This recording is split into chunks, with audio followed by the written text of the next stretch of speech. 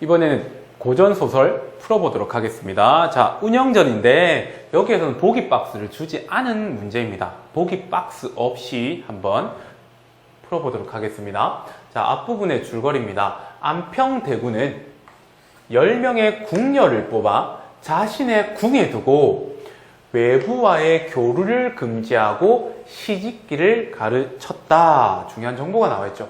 안평대군이 궁녀들에게 한 짓은 외부와의 교류를 완전히 막아버린 거고요. 그 다음에 막아놓고 시집기를 가르친 겁니다.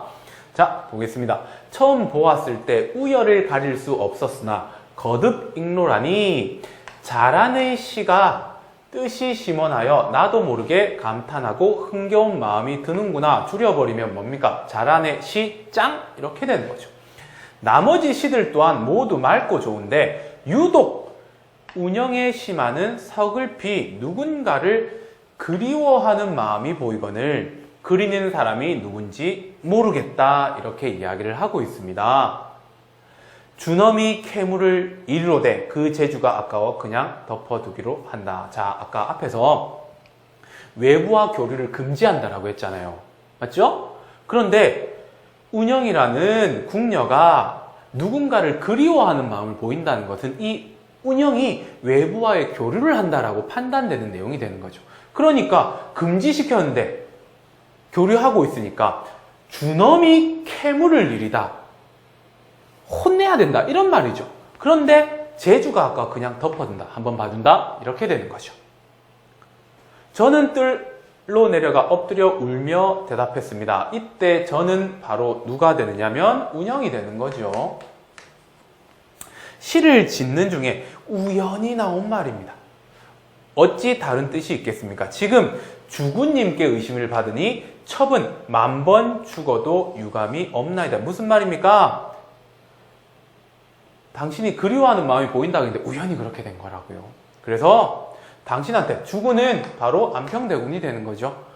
의심받으니 나 죽어도 좋아. 이렇게 되는 거예요. 차라리 죽여요. 이런 의미가 되는 겁니다. 대군은 또 누구겠습니까? 안평대군입니다. 자리에 앉으라며 하고 이렇게 말했습니다. 뭐라고 말했냐? 시는 진정한 마음에서 우러나오는 것이라서 가리고 숨길 수가 없다. 그러니까 뻥치지 마. 이렇게 되는 거죠. 더는 말하지 말라. 덮고 넘어가겠다. 이렇게 이야기를 하는 거죠.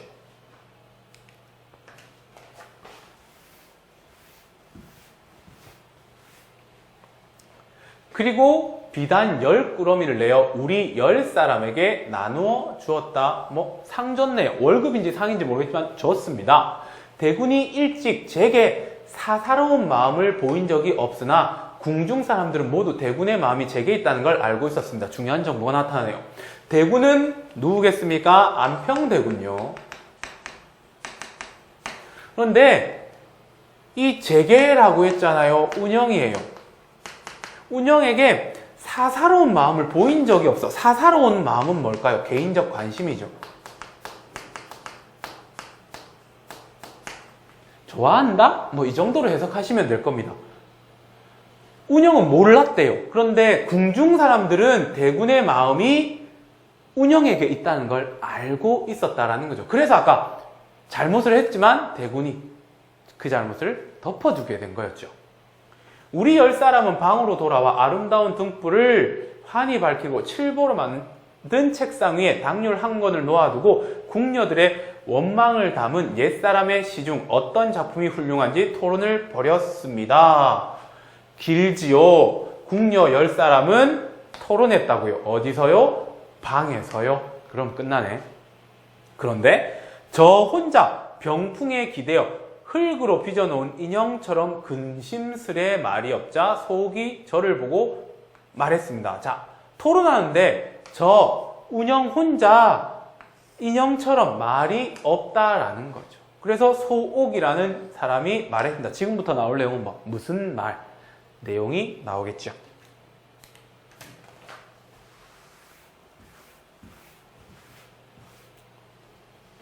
낮에 연기를 읊은 시로 주군에게 의심을 받더니 그 때문에 근심스러워 말이 없는 거니 이렇게 했습니다. 연기가 아니라 연기, 그리워하는 글요. 아까 운영이 지은 시를 연기라고 표현한 겁니다. 말이 좀 어렵죠? 그러니까 그 일 때문에 너 지금 그렇게 인형처럼 흑빛 인형처럼 있니? 라고 물은 거죠. 아니면 주군의 뜻이 내게 있겠기에 속으로 기뻐서 말이 없는 거니? 자, 지금 뭐 추측하고 있는 거죠. 내 속을 모르겠구나. 제가 옷깃을 여미고 대답했습니다. 속이라는 궁녀가 이렇게 운영에 대해서 추측을 하니까 이야기를 해주네요. 너는 내가 아닌데 어찌 내 마음을 안단 말이냐. 지금 막 시 한 편을 지으려는데 묘안이 떠오르지 않아 고심하느라 말하지 않았다. 지금 내가 흑빛 인형처럼 앉아있는 것은 낮에 있었던 일 때문이 아니라 생각이 안 나, 시상이 안 떠올라 이런 의미가 되는 겁니다. 은성이 이렇게 말했습니다. 얘도 궁녀겠죠. 어딘가 뜻이 향하는 곳이 있어 마음에 여기 있지 않으니 옆 사람의 말이 지나가는 바람 소리처럼 들리겠지. 자, 얘 말에 뼈가 있죠. 어딘가 뜻이 향하는 곳이 있어 마음에 여기 있지 않다. 자, 뜻이 향한다라는 것은 아까 누군가를 그리워하고 있다라는 대굴의 말에서 힌트를 얻을 수가 있는 거죠. 즉, 딴 사람, 다른 사람 생각하고 있으니까 그렇지! 이렇게 이야기를 하는 거죠. 내가 말하지 않은 까닭을 알긴 어렵지 않아. 어디 내가 한번 맞춰볼까? 그러더니 창밖에 포도 실험을 주제로 7원 운시를 지어보라고 재촉해라. 은섬이 운영에게 시를 지으라고 합니다. 그 이유는 뭘까요?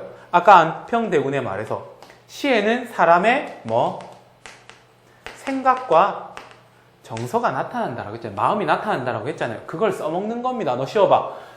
그러면 내가 요 시 보고 네 마음 알아맞혀 볼게. 이런 뜻이 되는 거죠.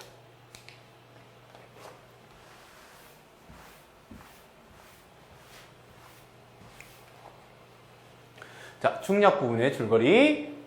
운영은 진사와 처음 만났을 때 이를 들려주며 진사에 대한 자신의 마음을 자란에게 털어놓는다. 자, 여기서 무슨 일을 하냐? 운영이 자란에게 이야기를 하는 겁니다. 진사에 대한 자신의 마음을요. 무슨 마음이겠습니까? 아까 앞에 힌트 다 나왔죠? 그리운 마음. 그러면 아까 운영이 정신을 못 차리고 있었던 이유는 진사에 대한 생각 때문이었다라고 이해할 수 있는 겁니다. 나는 이때부터 자려 해도 잠을 이루지 못하고 먹는 것이 줄었으며 마음이 답답하여 모르는 사이에 옷과 허리띠가 헐렁해졌다. 너는 이 일을 기억하지 못하겠느냐? 이때 나는 누구겠습니까? 운영이죠. 운영의 현재 상태죠. 잠 못 자, 마음 답답해, 옷과 허리띠가 헐렁해졌다, 살 빠졌다. 역시 마음고생은 최고의 다이어트입니다. 너는 이 일을 기억하지 못하겠니? 이때 너는 누가 되는 겁니까? 자란이죠. 그러면 이 말을 통해서 운영과 자란은 공통적인 내용, 둘 다 공유하는 내용이 있다는 겁니다. 누구에 대해서요? 진사에 대해서 말인 거죠. 이에 대해서 자란이 이렇게 대답했다. 그러면 대답하는 내용이 나오는 거죠.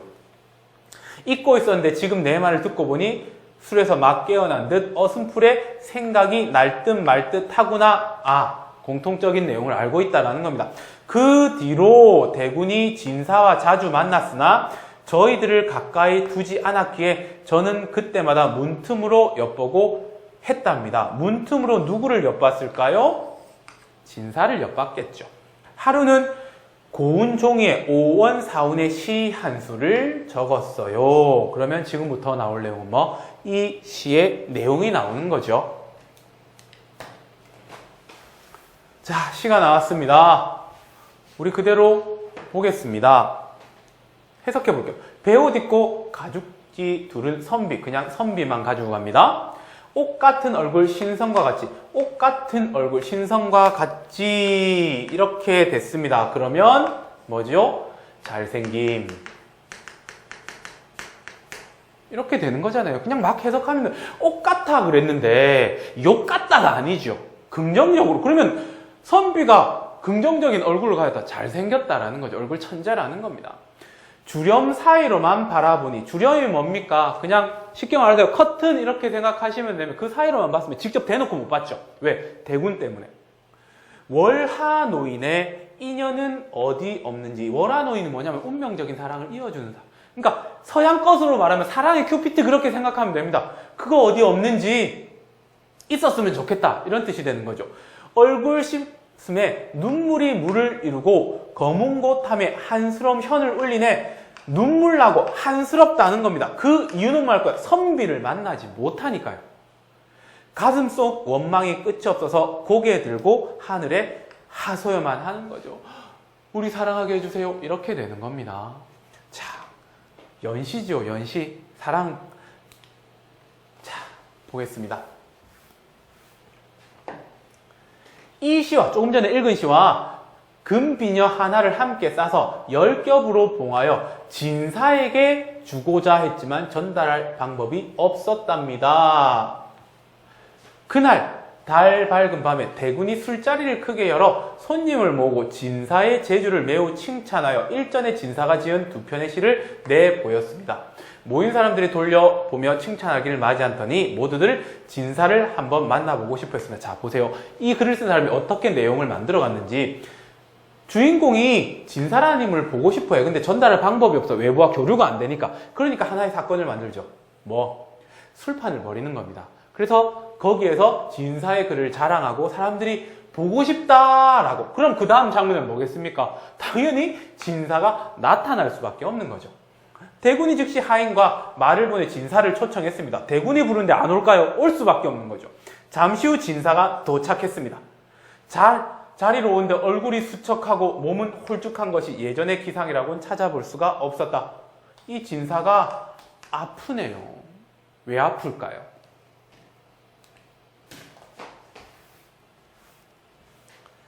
대군이 위로하며 말했다. 뭘 말했을까요? 보겠습니다.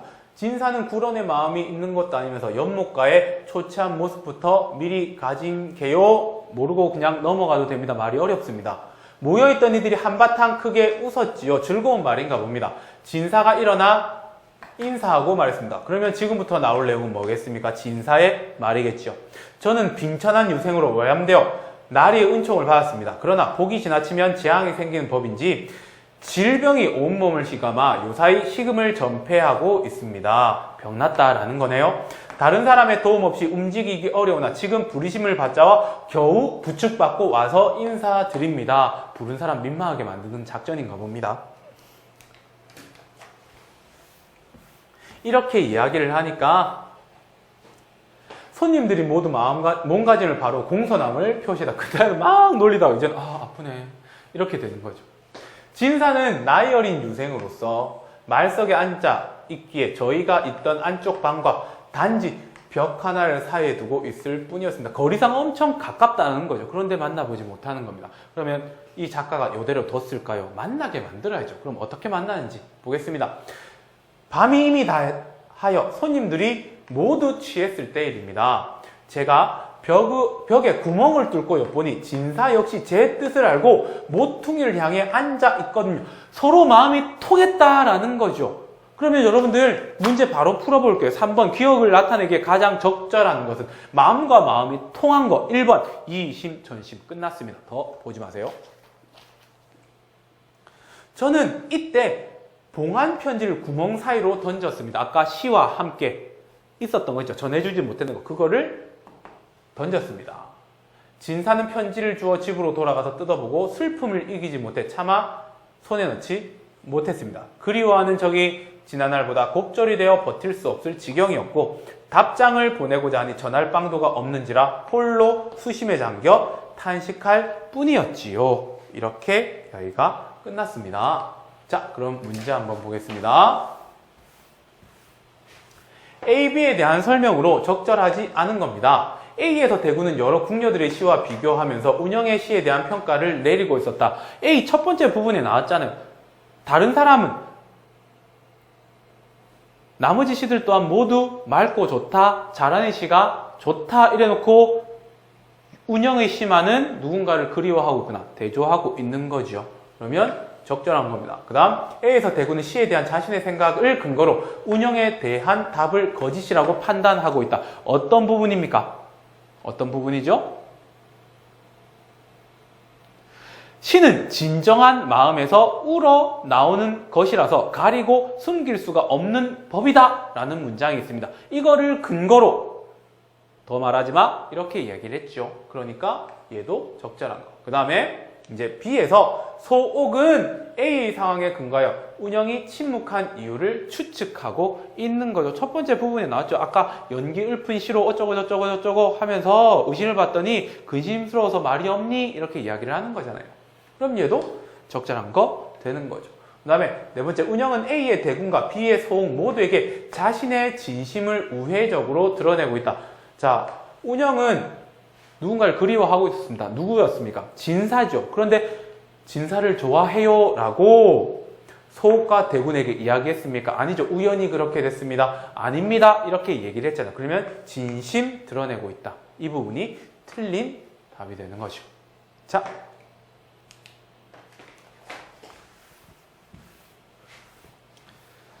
자, 마지막 문제입니다. 윗글과 관련하여 이 시를 이해한 내용으로 적절하지 않은 것 찾은 겁니다. 우리 시 해석했잖아요. 되게 쉬웠습니다. 배 옷 입고 가죽띠 두른 선비, 옷 같은 얼굴 신선과 같지는 시의 내용이죠. 진사에 대한 운영의 호감을 반영한 표현이죠. 잘생긴 남자한테 관심 가는 건 당연한 겁니다. 2번, 주렴 사이로 바라보니는 진사를 문틈으로 엿볼 수밖에 없었던 운영의 처지와 유사한 구절이군. 왜? 외부와의 교류를 단절했으니까. 대놓고 볼 수는 없잖아요. 그래서 숨어서 보는 거죠. 다음 3번, 월화 노인 인연 어디 없는지 진사와 인연을 맺기 어려운 처지에 대한 운명의 한탄이 담긴 것으로 볼 수 있는 거죠. 우리 사랑하게 해주세요. 하늘. 그런데 없네요. 이렇게 되는 겁니다. 다음 네 번째, 얼굴을 씻음에 흐르는 눈물입니다. 왜 그럴까요? 보고 싶으니까요. 자신의 마음을 알아채지 못했던 자란에 대한 운영의 서운함? 아니죠. 운영은 자란한테 모든 마음을 다 털어놓잖아요. 그러니까 서운함 따위는 있을 수가 없는 거죠. 그래서 답은 4번 이렇게 되는 겁니다. 다음 3번 이신전심 풀었습니다. 자, 그러면 지금까지 고전소설 풀이었습니다.